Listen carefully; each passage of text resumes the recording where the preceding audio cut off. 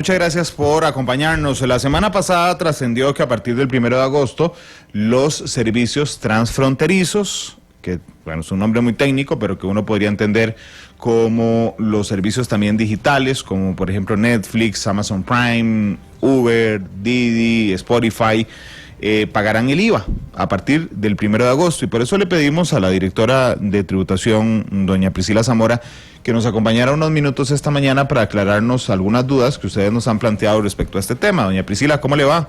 Bienvenida a Noticia Monumental. Buenos días, Gandalf, buenos días, Febe, y todos los radioescuchas. Muchas gracias. Mucha gente nos está reportando sintonía esta mañana a través de las redes sociales, como Esteban Monge, que nos reporta también sintonía desde el extranjero. Doña Priscila, ¿a qué se debe la entrada en vigencia el próximo 1 de agosto de estos impuestos, o de los impuestos del IVA en particular, a los servicios que conocen ustedes como transfronterizos? Claro, bueno, recordemos en primera instancia que esto no es algo del todo nuevo, ¿verdad? Sino que desde que se promulgó la ley de fortalecimiento de las finanzas públicas, y específicamente el título que tenía que ver con el impuesto sobre el valor agregado, se incluyó en esta una disposición normativa en la que establecía el cobro de este impuesto, o sea, del IVA sobre los servicios digitales transfronterizos. Y pues tal vez como hemos comunicado en algunas otras ocasiones, esto tiene que ver incluso con las recomendaciones que han hecho organismos como la Organización para la Cooperación y el Desarrollo Económico, para que los países busquen maneras de gravar la economía digital, de forma que ésta pues tenga una carga tributaria similar a como sucede con otras empresas que presentan o que prestan más bien servicios similares. Hay una duda en uno de esos servicios que a mí me llama la atención, porque por supuesto que hay gente molesta porque se graben estos servicios, pero bueno, ya vimos cómo las calificadoras internacionales se han decepcionado un poco de nosotros en el sentido de no aplicar, digamos, con fuerza lo que hemos aprobado, y esto lo sabíamos desde que se aprobó prácticamente el plan fiscal.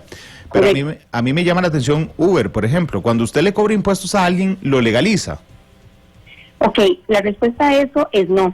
Y tal vez es un poco difícil de entenderlo sin comprender como las bases del derecho tributario, ¿verdad? Pero existe un principio en materia tributaria que se conoce como el principio de autonomía, precisamente del derecho tributario, que lo que implica es que desde esa perspectiva se pueden gravar los hechos económicos que sucedan independientemente de si este tiene una legalidad desde la perspectiva regulatoria, como sería el caso. Entonces, no lo viene a legalizar desde la perspectiva regulatoria, pero sí que reconoce que se está llevando a cabo una manifestación de capacidad económica y una actividad económica como tal en el país, y por tanto se puede gravar. Ok, es como por ejemplo, si usted vende droga, ok, es diferente grabar las ganancias producto de esa droga, es decir, ver que una persona aumentó su capital y por lo tanto generarle impuestos, que esto no significa legalizar, digamos, el origen de esos fondos, ¿es así? Es así. Por ejemplo, pensemos en uno que otro desafortunado caso de corrupción que hemos tenido, aunque se han seguido procedimientos tributarios en esos casos por el enriquecimiento que han tenido estas personas también. Doña Priscila, permítame ir a la práctica un momento, siguiendo con Uber, pero fuera o alejado de este tema. Si yo pido un servicio de Uber y pago en efectivo, ¿cómo se hace para retener ese IVA o para cobrar ese IVA? ¿O quién lo cobra y después a quién se lo cobra tributación?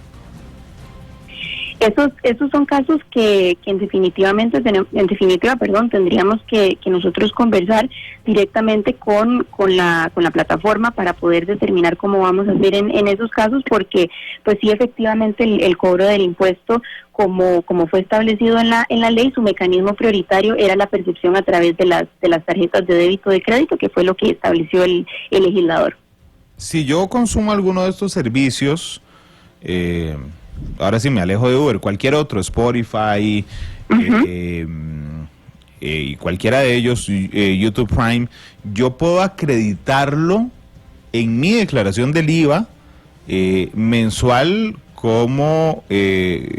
como un servicio ya pagado, digamos, usted me entiende bien, por supuesto, que a lo que me refiero es que yo pueda acreditar suave, yo tengo que pagar menos IVA porque ya le pagué el IVA al de Spotify.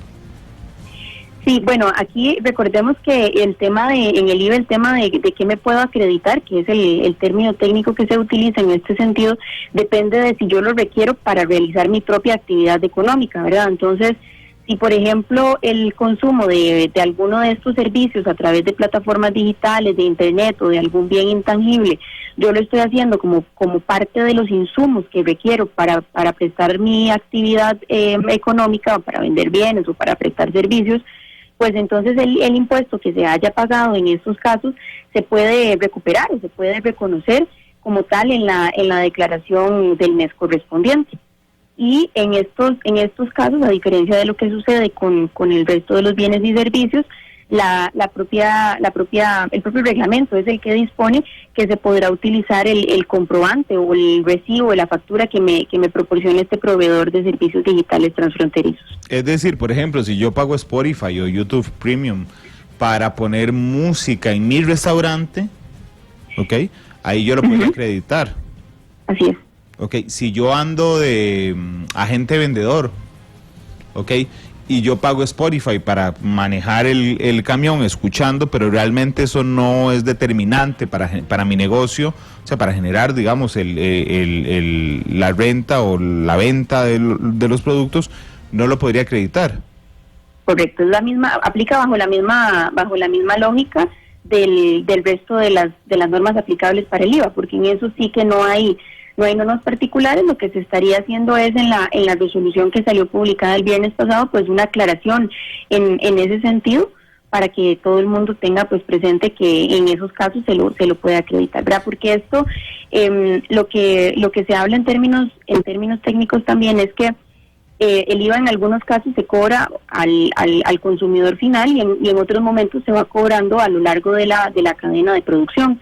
Entonces, siempre y cuando se esté cobrando a lo largo de una cadena de producción, el impuesto, pues en principio debe ser acreditable para que el empresario lo pueda recuperar y que por ende no tenga un peso en su carga de producción y pues que eventualmente sea cobrado al consumidor final, que es quien efectivamente pretende ser grabado con el IVA, ¿verdad? Entonces, en este caso, en lo práctico, pues es quien se pretende que sea efectivamente quien pague el impuesto, pues quien a final de cuentas está en Costa Rica consumiendo este servicio y disfrutando de la plataforma digital que corresponda, ¿cierto? De Netflix, de Spotify o similares. Doña Priscila, hay dos preguntas en Twitter en el minuto que nos queda de programa. Sergio Monge dice, o sea, van a cobrar el IVA, pero no tienen claro cómo recaudarlo. No, claro que sí está determinado, incluso si revisan la resolución, ahí están determinadas todas las reglas y los plazos en los cuales este debe cobrarse y en los cuales este debe pagarse. Y recordar ahí también que los mecanismos son establecidos por la propia ley, que es a través del proveedor del servicio digital directamente, que voluntariamente se inscriba en tributación, o por medio de la percepción a través de las tarjetas de débito o de crédito. Entonces nosotros en los siguientes días, producto de esta resolución, lo que esperaríamos es ver cuáles plataformas se acercan a la Dirección General de Tributación con la intención de registrarse como contribuyentes para poder cobrar este impuesto ellos directamente en las transacciones que ellos saben e identifican como transacciones de consumo en Costa Rica, o aplicándose el mecanismo de la percepción a través de las tarjetas de crédito, que serían los dos mecanismos que están legalmente establecidos. Y finalmente David Scott le pregunta en Twitter si en la página de Hacienda aparecen los servicios transfronterizos que están grabados.